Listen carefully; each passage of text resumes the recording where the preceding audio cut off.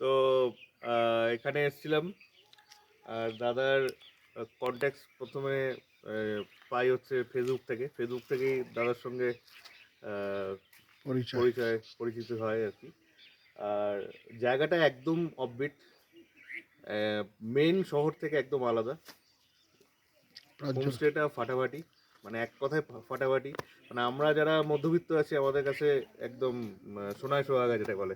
আর সবার থেকে বড় ব্যাপার হচ্ছে, দাদা শুন না, আমাদের মেন যে কারিগর রান্নার এ হচ্ছে দাদার নাম অনিমেষ দার রান্না, মানে স্পেশালি আমি বলতে চাই অনিমেষ দার রান্না। আপনারা এখানে খালি অনিমেষ দার রান্না খাওয়ার জন্য আসবেন, আমি গ্যারান্টি দিচ্ছি।